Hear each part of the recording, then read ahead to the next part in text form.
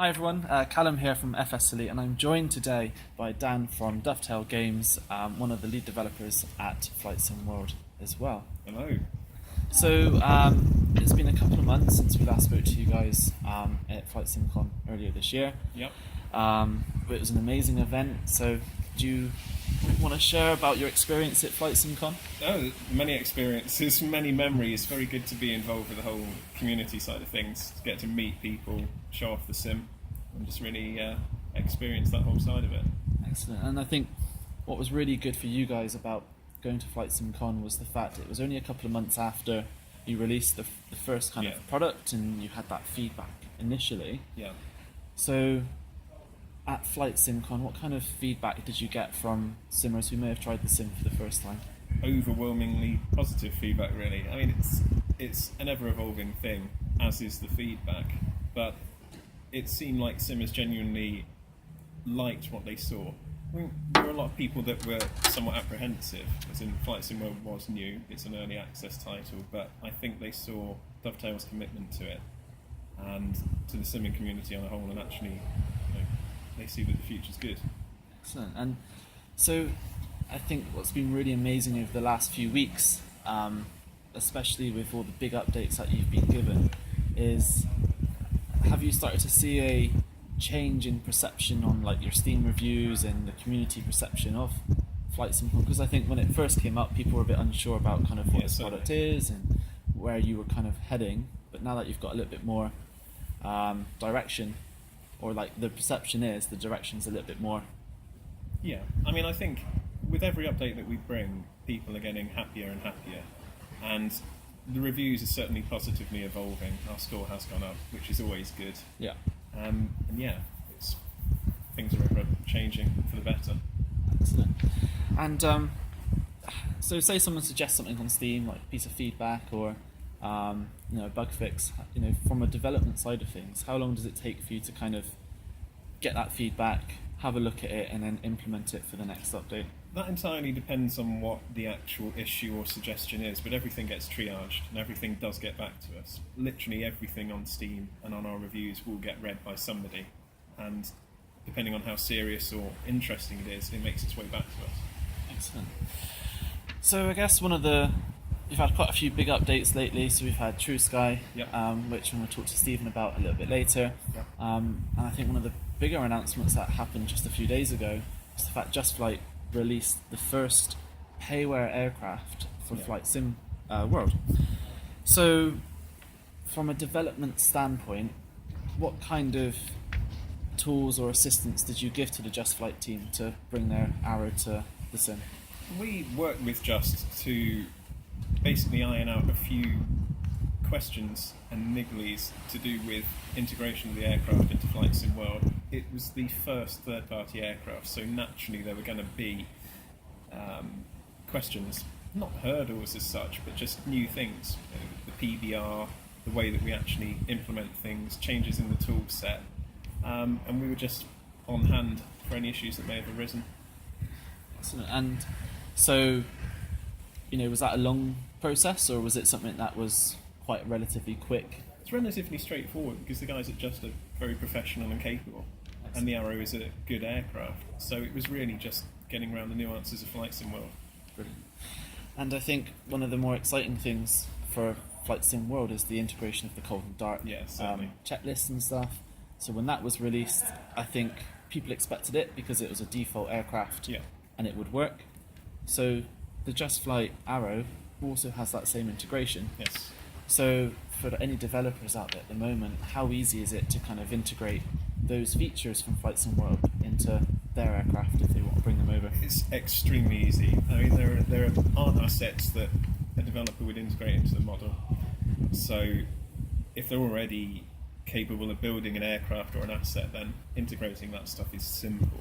And as far as actually setting up what is on the checklist and how it will interact with the aircraft, again, most developers will be easily able to handle the configuration files. So all in all, it's very simple to integrate that tech.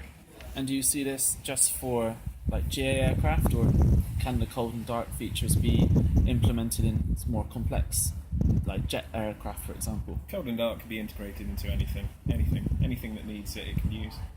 So speaking of jet airplanes. So, I wrote an article a little while ago thinking about what is Flight Sim World and kind of where the strengths lie. And at the moment, strengths really do lie in the GA aircraft because that has been your focus.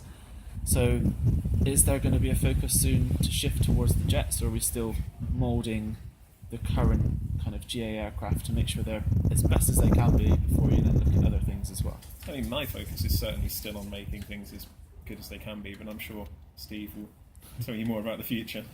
Excellent. So there's lots of exciting stuff coming, I think, from Flight Sim World from a development standpoint. Is there kind of any other GA aircraft you are kind of internally developing that you're going to bring, or is it now going to be a case of we've given the third parties, the tools and the ability now, and it's down to them to bring them to life? The future for third parties, I think, is very bright. So there's definitely that interest in seeing what other third parties will bring to the sim. And yeah, as far as specifics, I don't really know, but it would be interesting to see what other third parties do. Excellent. And what about kind of internal, like GA aircraft? We're still very much focused on the core platform Yeah. and developing that, getting through any bugs that we need to fix, adding features, constantly adding features, and just making the sim more great for everybody. Excellent. And that's again based on feedback and stuff you've received. Yeah, and absolutely. I guess you have an internal roadmap as well, which I'll see if I Yeah. can get anything out of Stephen later on. Yeah, certainly. Good. I think that's it. Do you want to talk about like the texture and art stuff? Because I watched the video for the Just Flight about the aircraft skin and stuff can be... Metal is more metal and plastic is more plastic. Yeah. Not to paraphrase it, but no, it's always been one of our sort of key features of Flight Sim World was having the physically based rendering. Mm-hmm. So it's just, I don't think we can really push home enough quite how important PBR is to the sim world and how it makes things actually look real. It's just great for being able to represent surfaces, represent just that feeling. It's something that you can't get. I mean, you can't get like tactile feedback on a sim aircraft. You can't actually feel it, so everything has to be visual.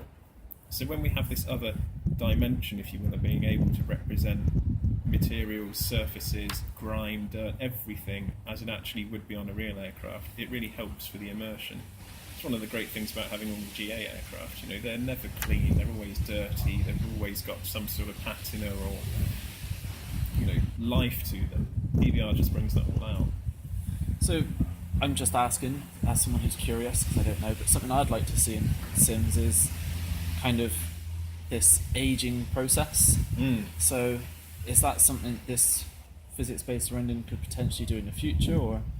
I mean, PBR would certainly support having aged aircraft because in its essence it's an artistic workflow. So whatever I would want the aircraft to look like, PBR facilitates that in a realistic way.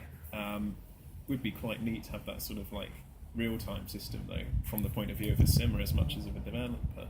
But yeah, maybe that's one for the suggestions on Steam. And could you use this as well for like weathering and stuff? So if you've got like you're flying for a cloud and you've got icing and stuff, is that sort of things you could kind of not magically appear, but yeah, I mean the whole render engine with Flight Sim World is constantly being upgraded and developed, and I think that would be a very neat thing to see in the future.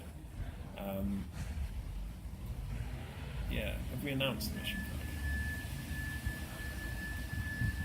it might be in a screenshot. We've got some neat features on that anyway that sort of may or may not be for your film, but like refractory features and stuff that sort of play into that. It's early days for showing what the engine can do, but it's just you have things like damaged windscreens and all that. It's just a different side of flying. Okay. But it shows it realistically. It's not just a texture. All of these things are properly done. Okay. And realistic looking, which is always good for the immersion. Just trying to think if you have announced. I don't think you. Yeah, I probably screwed myself on that one. I haven't taken it then. Okay. Anything else? I can't think of anything else really. I think I've pretty much been spending the past 3 weeks working on things that I don't think we can talk about yet, but exciting times. Okay, I'll wrap it up then. So listen, thank you very much for taking the time to talk to me. It's really interesting to kind of hear a little bit more about the development side of things. So when I speak to Stephen, hopefully we'll see a little bit more about what's to come in the future. Sim. And thank you again for inviting me to come to Dovetail Games. No, it's awesome. Thanks for the chat. Thank you very much. So don't forget, you can buy Flight Sim World on Steam. So head over to Steam now and you can find out all the information, and be sure to keep in touch with FSElite, and we'll see you soon. Thanks. Bye bye.